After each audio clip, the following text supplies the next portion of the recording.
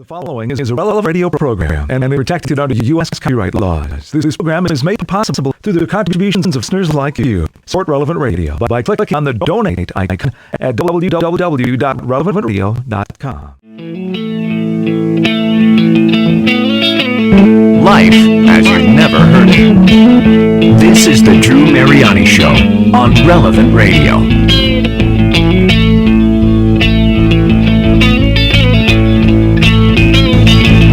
All right, 26 minutes now before the top of the hour. Good afternoon, everyone. It's great to be with you today. You know, yesterday we spoke a little bit about that marrying consecration. I'll talk more about that coming up in the next hour, but don't forget, day 2, if you're joining me on this, and it's never too late to start. You can always make that consecration. Check out the book by going to relevantradio.com, keyword book, and get a copy of it. And, of course, you can do it with me. Anyway, a lot coming up in today's show. Right now, I want to share with you a story that kind of touched my own heart. Whenever there is a pro-life law passed in this country, there's almost always 3 exceptions written into it. And you probably know what they are, right? The abortion can be allowed in the case of, when there's been a rape, an incest, or when the life of the mother's at stake. And that's what makes this battle for life, I think, it makes it a difficult one. I think it's going to be one that we're going to have for quite a while. But there are a lot of women who are coming forward now. And I cannot thank them enough. I cannot applaud them enough for their courage, for the virtue that they're showing. And they actually say, why should the exceptions for rape and incest be written in the law? That's what they want to know. And here's why they're asking that question. Either because they were conceived in rape, or they were conceived in incest, or because they were the victims of rape or incest. And they've conceived children from those violent acts, and they don't want their children to be singled out for being killed. And I never understood it personally. It's just me personally. Rape is an act of violence. It is a terrible thing. But why should we perpetrate another act of violence on that child in the womb? It's a victim. Why have 2 victims? Here's the thing. There's still stigma attached to mothers and to their children. For instance, I think 31 states right now still have laws on the books that say that the mothers are unfit to raise children because, they would act out in anger against the children because of the rape. That's bizarre, but it's true. And you're going to hear from my next guest. There's still a personal stigma attached to it. Even when people who say they're pro-life, they're still going to, they still, believe it or not, pressure women to do what they can to so-called, get rid of it. It's a delight to welcome to the program Analyn Megison. She is an attorney, the co-founder of Hope After Rape Conception, and serves as a board member. You can check them out. Their website is the same thing, hopeafterrapeconception.org. And she currently serves on a domestic and sexual violence task force in Florida. Analyn, thank you for your time today. I appreciate you joining me. Thank you, Drew. It's a tough issue. Really, it is bizarre how people look at these things. Before we get into any of the conversation about that, why don't you share your story? You have a powerful, powerful testimony I think will touch a lot of hearts. Bring us back, share a little bit about your own experience and why this has become so important to you. Well, the reason it's become so important is because my child and other children like this are absolutely worth it. They deserve to be loved and to have life to the fullest and to not be treated differently than other children just because of something that was a violent act that was involved. And years ago I was raped. I became pregnant as a result of that, and I chose to go forward with having my child and raising my child, and that was not something that was very well understood. I was pretty amazed to find that a lot of the people who pressured me and encouraged me to have an abortion called themselves pro-life. That was the label they used for themselves. Wow. And I didn't really understand that. But I didn't have time to grieve or figure it out. I just had to go forward with my own choice and decision as a woman, as a mother, to go ahead and become a mother and have a child. And I did not want to give up my child for adoption. I wanted to raise her myself and love her. And I think that it was a very big gift that I had faith in my life that was able to carry me through that. See, I think that was a grace, and I want you to expand on that if you could, because a lot of people will say, and I'm sure you probably heard this, how could you raise that child? Every time you see that child, you'll think of the rapist. They try to equate the two to it, and I just think you had to have an extraordinary abundance of grace to choose life, because when you're in a situation like that, it is easy to make that decision to go down to the clinic and have it so-called taken care of. And you took the high road and the harder journey. You decided to accept that gift. And now in retrospect, you know what a blessing and a treasure it is. I mean, you'd probably tell every woman, but tell me about that experience. Where were you, and what helped you to make that decision to choose life? Well, it wasn't really a decision. It just seemed natural to me because I was brought up believing that this was a child. This was my baby. This was a child. So there was nothing that brought up in my mind that this could be anything other than that. And awesome. Yeah, people do make some ignorant comments and say, you must be seeing, your attacker be reminded of your rape every time you look at your child, and that's just not the case. I mean, I just see this wonderful person I love with all my heart, and it's been that way. I remember seeing the first ultrasound and just all the excitement that was there, and then seeing as things, moved on, and then after she was born, it was just wonderful to just have that wonderful gift. And I have to just encourage people to realize that when they love somebody, love is so much stronger than any fear or terror or horrible experience that you've ever been through. Mm-hmm. That's so true. And you had a lot of support, didn't you? I mean, your Catholic faith helped to inform you. You had a lot of Catholic, wonderful professors, Catholic priests who helped you in your journey as well, didn't they? Yes, there were, I'd say specifically more the clergy that were involved. There were definitely some priests that came alongside us, as well as some religious, some nuns, specifically the missionaries of charity. Were some people there that were right there through this whole process. A lot of lay Catholics actually turned their back on me. They were a bit shocked with the whole thing that was in that particular community. Again, when I said I had pro-life people encouraging me to either have an adoption or abortion, that was where the pressure was coming from specifically, but that was only in one small area, and of course it has not been like that since then. And I found other people along the way that God has been wonderful to bring into my life that have been very wonderful and accepting towards myself and my family. And you just have to make those choices of keeping surrounded in that kind of love and that kind of gift that God brings into your life to surround your family with love. You see, and that's the bottom line, too. This is not just about rape. Any woman who finds herself pregnant and who's contemplating maybe ending the pregnancy, terminating the life of that child, and I think you'll probably testify to this, incredibly in a powerful way.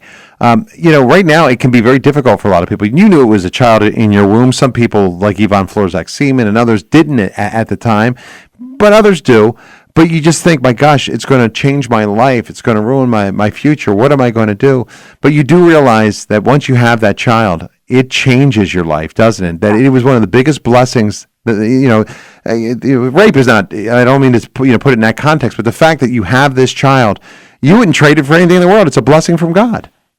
Absolutely, and I think all the friends and wonderful people, she's been a gift to so many in her life, and things that she would try to do, and the amazing faith that I've seen.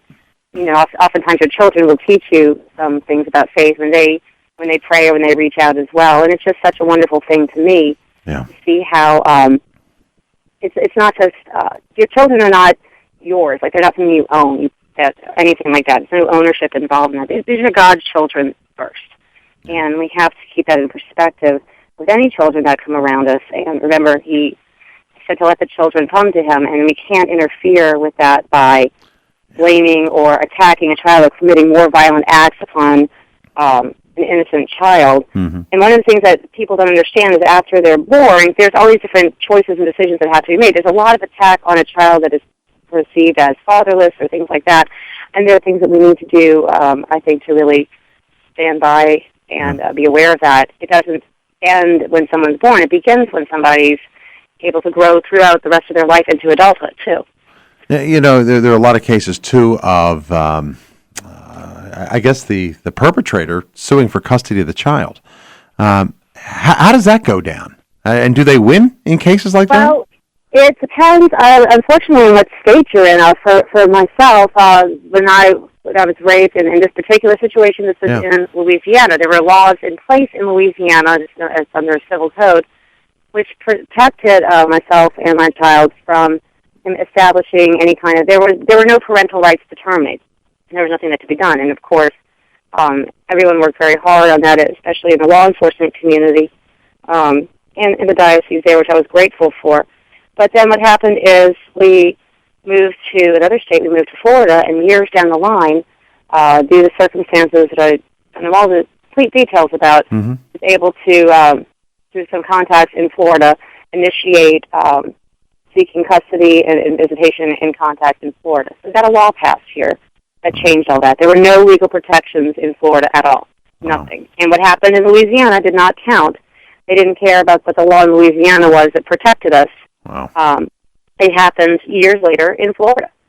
And there was nothing in place to provide for protection. So since this is where we now reside, that is where it became, okay, well, you have nothing to protect you. Let's see what we can do to make life a very terrifying experience for all involved. That's amazing. Now, I understand that you're a Catholic because you went to Mass, you have these relationships with the priest. You also consecrated your baby. I was reading your story a little bit earlier, to the infant Jesus of Prague. I have a devotion to him. That's in the Czech Republic. That's a special devotion. Tell me a little bit about that, because you at one point in your pregnancy, if I remember correctly, you had to be on bed rest, right?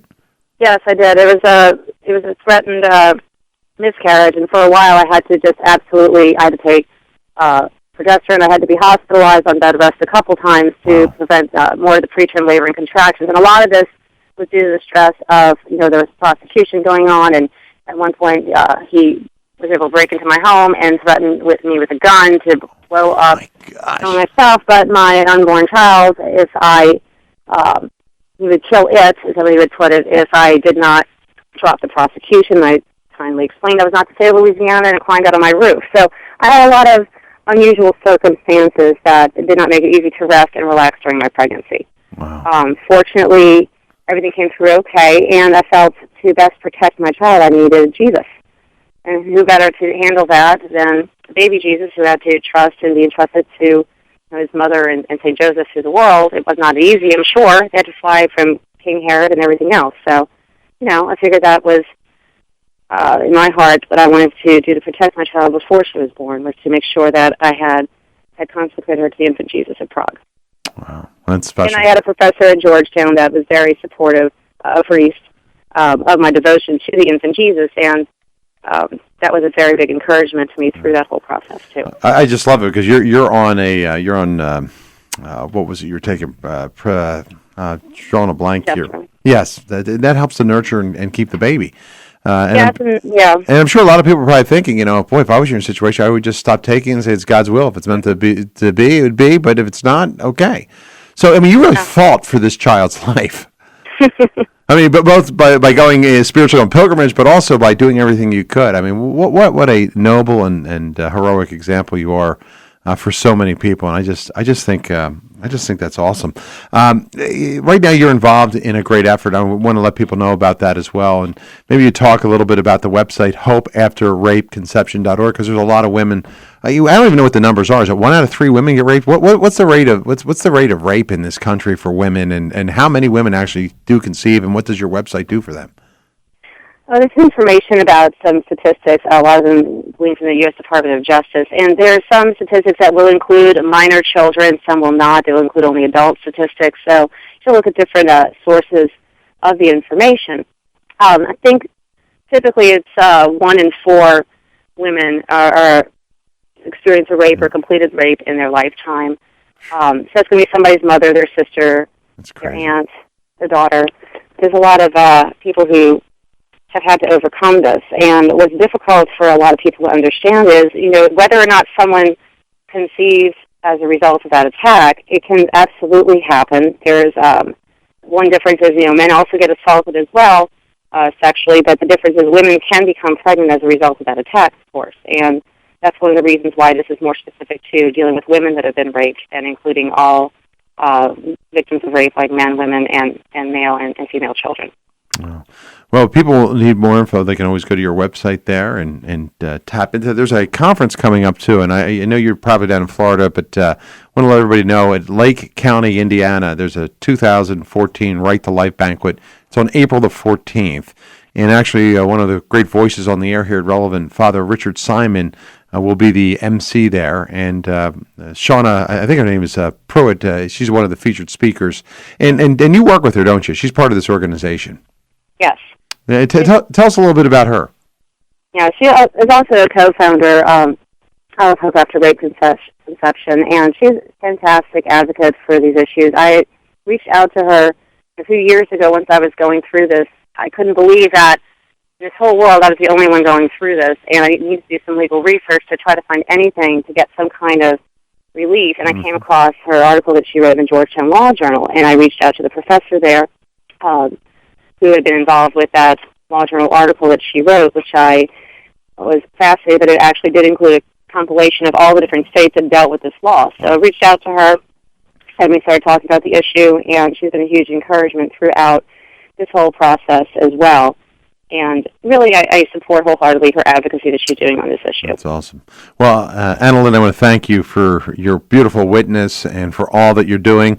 Right now, what is your current role? You're special assistant on women's policy for the Office of the Governor of Louisiana. Is you still doing that? No, that was in the past. That was actually what I was doing before I was attacked. So these things happened after I had graduated from law school and after I was a policy advisor to the governor of the state of Louisiana. So it was very much of a shock in a lot of ways for me to deal with in recovering from that, how going through things that I felt like I was able to reach out and help empower others, there I was powerless on the floor trying to just crawl to my bathroom and get some help. It was very much of a shock. Well, thank you for your witness. I'm sure you've touched a lot of other women as a result of both your courage and strength. And again, your daughter, I know, is a great blessing, and there's no doubt about that. And what a beautiful witness to life. Do you ever think that we'll be able to come this issue of rape, incest, and life of the mother when it comes to to pro-lifers? Because there's a lot of people who say, hey, they're pro-life, except they just can't get over that issue. That to them is a big stumbling block. They believe it's a life, but boy, if it's rape or incest, that totally changes things, doesn't it? Well, I think what's interesting about the model legislation we have that you can see there on our website is a lot of what this does is build common ground between the pro-life or partial pro-life, if you want to argue it that way, or pro-choice camps, per se. It's going to build common ground because we're dealing with children that have already been born. So it would encourage people to choose life in those circumstances, and it would also help protect people from being tied and tethered into someone that has attacked and raped them. You're right. To set them free from that so they could freely choose to go forward with parenting their child if that's what they wanted to do, or the child for adoption. They would be treated more equally under the law. So that's one of the hopes in pursuing this legislation in there and in different states, and also at the federal level with the federal House bills, H.2 772 that's out there for us. Right. All right. Well, hey, Analyn, thanks again for your time today. Wonderful talking with you, and keep up the fight for life, okay? Thank you so much. Great having you here. Analyn Megison, folks. And again, you can check out that particular website. That is hopeafterrapeconception.org. Hopeafterrapeconception.org. It's 9 minutes before the top of the hour. I need to take a real short break. When we come back, we'll talk more. Don't go away. Some of the things that I've learned about listening to Relevant Radio have been amazingly awe-inspiring. Christ told us, I'm the way, the truth, and the life, and no one comes to the Father except through me. Relevant Radio needs to be on the air. We need to proclaim that message. Thank you for the hope and the motivation, and I'm still listening to you and still getting energized and hopeful. Beautiful. That's what we do. We live in a world today, ladies and gentlemen, where we have no hope, where people are worried about the future of the economy, where they're worried about life, where they're worried about the redefinition of marriage, where they're worried about their kids. It's hope, and that hope is Jesus Christ. This is God's work that we're involved in. This is God's work. Will you help support it? Will you join us in this great mission? Our need is ongoing. Please call now with your tax-deductible donation. 1-877-291-0123. That's 1-877-291-0123. Or donate online at relevantradio.com. You must be listening online in Philadelphia. Oh, totally. I'm using the app. I love the app, and I'm listening to you guys all the time. I actually started listening to you guys around the time that Pope Benedict retired. I used to be a big NPR listener, and at that point I thought, you know what? I don't want to hear what these people have to say. I want to hear what somebody who is loyal to the church has to say. So I found you guys online, and I have been addicted ever since. Download the app now at relevantradio.com, keyword app.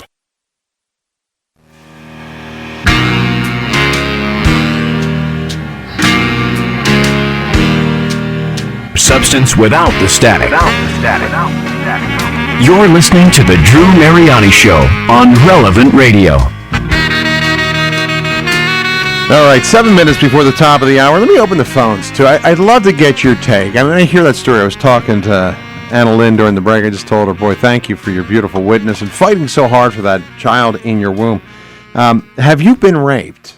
And were you impregnated as a result of it? And did you choose life? If you did, I'd love to hear your story. I'd love to hear about that experience. What was that like? Maybe you are the child of a mother who chose life. Feel free to give us a call right now, 877-ROAM, 777-766-3777. It really is a very tough issue. And gosh, I think pro-lifers get it wrong. I don't think you can call yourself pro-life if you say it's okay to terminate a child simply because the woman was raped or because there was incest. That's a problem. It's one of the biggest stumbling blocks, personally, I believe, to bringing about an end to the culture of death in our country, because that is a divide. Not only are we divided, ideologically between the culture of life and the culture of death, pro-lifers and those who claim to be so-called pro-choice or pro-death, but then even within the pro-life camp, we've got this particular division. Rape is a terrible thing. Yeah, there's no doubt about it. But why victimize the mother again? Why make her a victim again? Let alone why victimize that child that is in the womb? I don't know. That's a tough issue. That's a really tough issue for me. Have you gone through this? Do you know somebody who has? I'll open the phones. 877-ROAM, 777-877-ROME, 777. And it's an ugly issue. I don't necessarily like to talk about it, to be honest with you. It's not a pleasant issue to deal with, but I think it's one of the biggest spiritual issues of our day. I really do. I mean, as a nation, we can easily look at economy. We can look at the culture. There's all sorts of problems that we can point out that are wrong with our culture. But I do not believe that until we get the issues of morality right in this country, that we'll ever achieve the greatness that God has destined for this country. And that's why it's so important to talk about these things. We need to become virtuous people ourselves. That's first and foremost. But then we also have to address these issues of life, how we can, as Americans, allow this type of atrocity, this type of Holocaust to continue for as long as it has in our nation. To me, it's unimaginable. We're going to be a chapter in history. People are going to look back at us and wonder how moronic, how blind, how evil, how stupid this generation was. And then as we advance even further and we see the attack on family in a special way through marriage and the redefinition of it, this is just the beginning. It's not just a man and a woman getting married. We've opened Pandora's box. The next logical progression, I've talked about this in the past, will be polygamy. You're also going to see as a result of these particular steps a greater threat to religious liberty and religious institutions. We see government intrusion with things like the HHS mandate. And it goes on and on. How do we stop that? We got to get these fundamental issues right. We have to do what is right. We have to be virtuous people. We have to pray, of course. I think that animates and amplifies all of our work. But we can't sit back apathetically and allow these great evils, these great atrocities to continue. On Monday, I'm actually going to be speaking, and this is something when you think about this, you're thinking, oh my gosh, how could something like this ever happen? There was a news story that came out. I'll deal with this on Monday, but German police, last week, they raided the homes of 9 elderly gentlemen who they suspected served as SS guards at the death camp known as Auschwitz. And I've been there twice. Horrible, horrible place. I mean, absolutely, it creeps with evil. I mean, it emanates evil. There were atrocities and horrors that took place I don't even like to imagine. When Allied forces went in and they liberated those camps at the end of World War II, many of those perpetrators, the guards, the doctors, the people who conducted experiments, put people in gas chambers, they went missing. They created new identities. They lived in various parts of the world. Monday, I'm going to be taking a look at that. But we look back at that chapter of history, and we think, my gosh, where were the people? Where were the Germans? Where were people who knew what was going on? Why didn't we hear more about this? And again, it went back to a lot of people didn't see what was happening. Some of these camps were way off. Same thing with life. When it's invisible, until it becomes visible to people. People realize the horrors of what's going on. It gets perpetuated. But we're going to take a look at that. I don't want to be part of that generation where people say, my gosh, for 30 years, 40 years, this type of evil took place. Where were the Americans? Where were the Catholics? It's time for us to make a difference. When I hear heroic people like my last guest, Analyn Megison, choosing life, she's a wonderful testimony to just that. But anyway, let me take a break here.